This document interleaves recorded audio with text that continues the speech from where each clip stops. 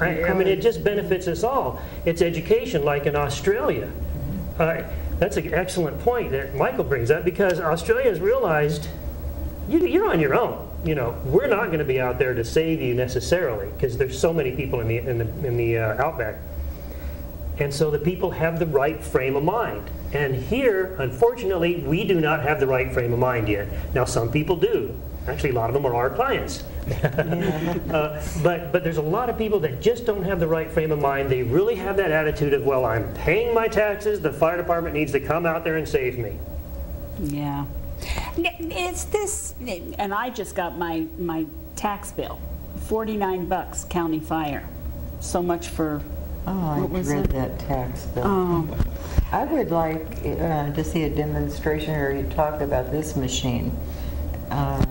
Sure, we could do that. Yeah, I think that would be interesting. if he can do it, we're open. All righty. And let me just first of all say, of course, that there's many out there like us. This just happens to be ours. Obviously, we think it's the best. Otherwise, we wouldn't have put it together.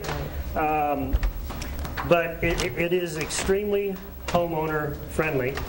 However, it still maintains really the professional aspect of being a firefighter. Now, how much pressure do you get? 100 psi at the nozzle, which is firefighting pressure. So you have to know right off the bat that you're capable of using the equipment. And actually, in that way, what we kind of figured, you want to get... Are us little old ladies able to withstand that kind of pressure? Sure you can. Speak for yourself. Well, what we've done yeah. Well, what we've done, yeah, I wouldn't want to have a baby, so you must be pretty tough. What we've done is we've put on 1-inch hose. Now, this is the same 1-inch hose that fire departments use. Now, because we emphasize using gel, you don't need a great big fire hose, because we don't want you fighting the fire. We want you to take the fuel away from the fire, and you can do that with this by applying gel to the structure or whatever it is you want to save. Okay, now part of this goes into a pool? Nope. These right here, these tubes, hook up to these right here. These are all quick connects. So it's very quick. You're not screwing anything on. You're not doing any connections. It's very, very simple. It's very fast, as you can see. We're going to have to make one assumption with this. We're going to assume that you've already got this tank full of clear water. We can do that. Okay? Yeah. So at the beginning of your fire season, say around the 1st of July, you pick or we'll help you to pick out the applicable place on your property to have the tank, fill it full of water. That way you always have your water. If your water supply comes from a well and the electricity goes off, you're okay, because you've got your water already in there. Already in there. Right. But you don't mix the retardant How yet. much water is in there? 250 50 gallons. gallons. Oh. However, we can tailor the tank size to the property. But this will be about a 3,000 square foot home. If you have a larger home, then we would go to a larger size tank. And you just hooked that up to what? Okay, this is now hooked up to the pump. We are now, if this were laid out, and it already has water in it, because we want you to be proactive. It's already got, and the thing about this, let me just say this real quick, why we designed this tank rather than we want you to use it from a pool, is because this will allow you to do gel, number one. It'll also allow you to do long-term fire retardant. Okay. But the other thing is, if you don't have a pool, then what do you have? You don't have anything. And the other thing what happens in a fire is the electricity goes out, and a lot of times there's so much water being used that you don't have any water pressure. Right. So our solution is keep your water on the premises ready to go. Okay. And 250 gallons is half the tank size of a typical fire engine. Now, but because you're using gel, you're actually enhancing your water. You're essentially getting 1,000 gallons of water with this out of 250 gallons of gel, because it's that much more effective. Okay. So we're assuming this is laid out, and now you're hooked up. You would start your pump, and it's actually now circulating. Okay, the water is circulating. There's a hole here where you would put the gel, Okay. Powder. It's a powder. You put the gel in the bag, and it circulates. It hydrates. It's a very fine powder, so it needs to be hydrated. So that's why we have this circulation system going. So after you've got your gel mixture, you just simply come over here. You lay your hose out, and with this one, you just pull it straight off the reel here. It comes right out really easy, really light. When you're ready to actually apply gel, you flip the lever, and now you're ready to go. You're applying gel. Sprays. You turn the nozzle one way, and gel's coming out. The other way, it stops. And you just gel the things that you need, your combustible areas, and save a little bit. You save a little bit so that after you come out of the house, if you do have something burning somewhere, you have a little bit left to put the fire out with. That looks like really something that I could do in maybe 10 minutes. Right. It's when your tank is already full of water. Yeah, this is designed to be put in operation You just roll quickly. that out, hook up the apparatus, and you're ready to go. And you're ready to go. It's a 10-minute process, Yeah. and if you got somebody that's really good at it, probably less than Well, that. you should practice. You don't wait until you have an incident to decide how to use this.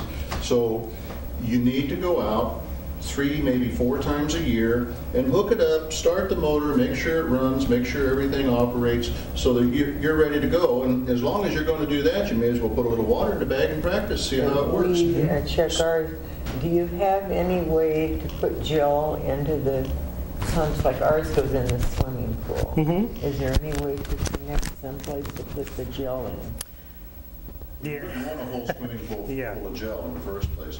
But if you have a jacuzzi, you could mix gel in the jacuzzi, but don't mix it with the jacuzzi pump because it might send it through your pool filter, and that could be an issue. Well, you have that compressor, and you probably, Mike could figure out a way how to connect the compressor through this equipment if you wanted to fill that up again.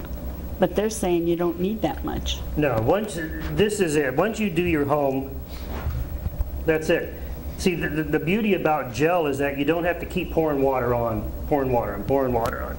because the water literally adheres to both the vertical and the horizontal surfaces of whatever it's applied to.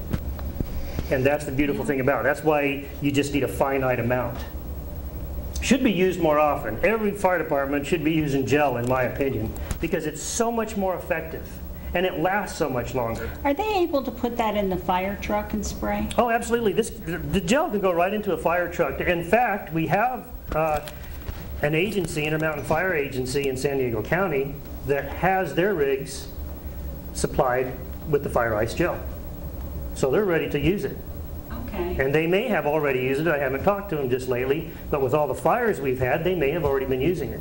And it's a neutral. It doesn't harm the pumps. It doesn't do any damage whatsoever to the fire pumps. And it, as a water enhancer, it's fantastic. I mean, it should really be used. Yeah, sounds like it. And also, though, we're now, actually Michael probably knows more about this than I do, but the gels are now going to be introduced into the aerial bombing aspects of the fires so that they can be, instead of the FOS checks. In fact, you want to talk about that, you probably know more than I do. Well, CAL FIRE has already accepted gel for their aircraft. So the S2T twin-engine aircraft you see that CAL FIRE folks using, those have the capability of dropping gel. Cities, county, and the feds are still, the jury's still out on them. But there's also an asset that was not used on these fires, which is seen down at Lake Elsinore, which is the Martin Mars, which can drop 7,200 gallons of the gel. And it's also developed a technique whereby they can drop this on homes. So if, for instance, you have a line of homes that's in the path of the fire, they could gel the entire line of homes from the air with a single drop. Oh, no. Instead of the retardant that they typically use. Yeah. And it not only extinguishes the fire directly, but it puts that gel coat on there, so even if the fire is a little ways coming, it's going to extinguish the fire. Yep. It's a beautiful thing. Yeah. The embers aren't going to get started. Nope, because they'll hit it and they'll go psst. Right. And it'll cool the fuel if it's Yep. already burning. It'll cool the fuel so you won't have it flare back up. Sounds like our services are a little antiquated. Well, They they have- haven't quite caught up yet. No, they absolutely are. Matter of fact, there's another product that we use. It's called F500. It's used here in America, or made in America. It's an American-made fire retardant. It cools 6 times faster than water does. And when you use it, it actually inerts flammable liquid vapors. So why a fire engine is going out with just water baffles me with the technology that we have now. I mean, can you imagine a fire truck going out with a steam engine right now? It's Yeah. preposterous. And yet we don't think it's preposterous for a fire engine to go out with just water when there's something better out there. Right. Love it, guys. We're down to 4 minutes. Okay. We appreciate so much you coming out and sharing this information. And we'll make sure that the powers that be get the information, and we'll ask them a few questions. Good, that's fantastic. That's fantastic. You do a tremendous community service. We like doing this. We enjoy it.